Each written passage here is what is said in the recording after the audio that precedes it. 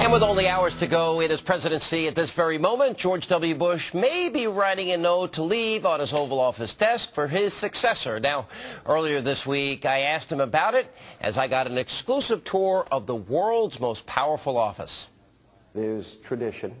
When you got here that first day, it was a note for you. Yes, from President Clinton. Clinton. Right, I'll do the same thing.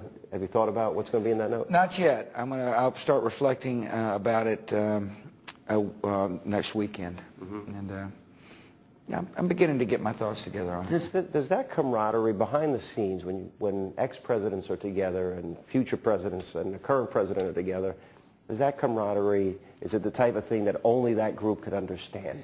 I think the thing that brings us all together is that nobody can possibly accurately describe what it's like to feel the the mantle of responsibility drape on you. That's what I was asking you earlier. You never forget your president, knowing that at any moment your phone's going to ring. No, you cannot. You cannot escape the presidency, Yeah. and no one can possibly understand I'm not very good at describing it. What it's like the minute you walk in this Oval Office for the first time as president. I can try, and the others, presidents, ex-presidents, can try as well. But the one thing we have in common is we know the feeling. And President-elect Obama will know the feeling. You said that no one person transcends this office. That's right. The office is bigger than any one person. Right. What do you mean by that? The right thing about America is that the institution of the presidency is more important than the person. And that's important because no matter who the president is, they'll bring different strengths and different weaknesses. And because there's institutional stability, that the ship of state has got a certain ballast to it that it is nearly impossible for an individual to undermine. And so I tell people that the president has got several jobs. One is to make tough calls, or sometimes not so tough calls. And the other is to understand that the institution is bigger than the person and bring honor to the office. This is what this desk reminds me of, by the way. This is the Resolute, and it was given to us by Queen Victoria when Rutherford B. Hayes was the president. President Roosevelt, a lot of presidents have used this desk and a lot haven't, but President Roosevelt, Franklin D. used it and put the door there, and that's the door out of which young John Kennedy crawled. Is it still open? Well, it's locked. Open in a while. I'm not going to touch it.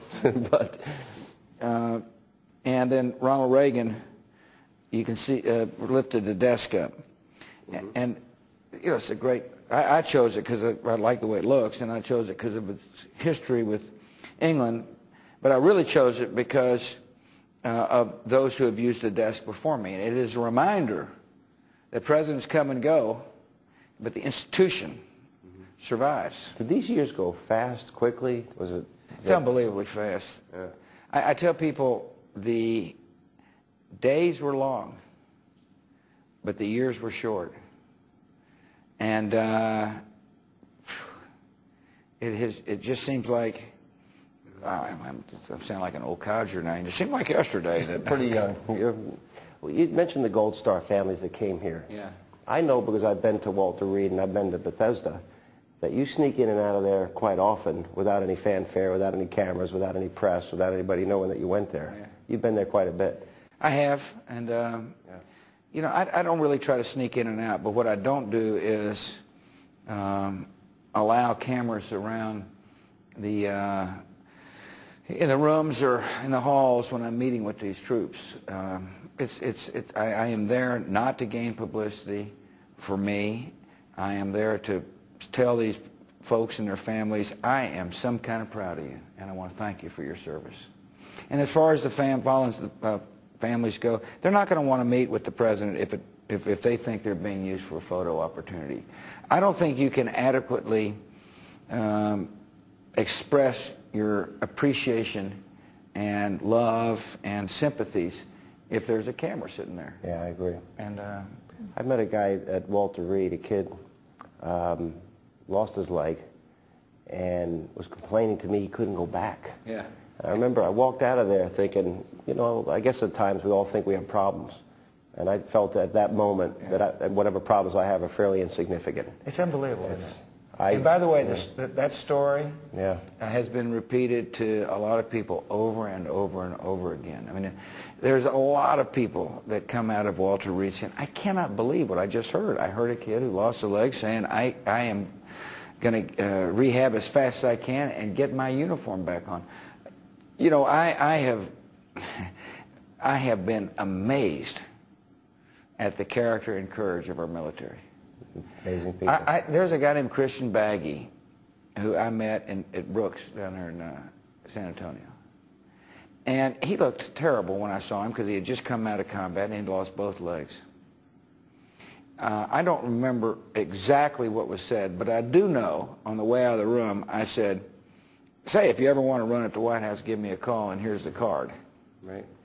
And I am not kidding you, within a probably 6-month period, He was here running with you. we get the call. I remember the picture. And Christian Baggy and I, the man with no legs, are running the grounds of the White House. And it is unbelievable to know that our country produces such people of character.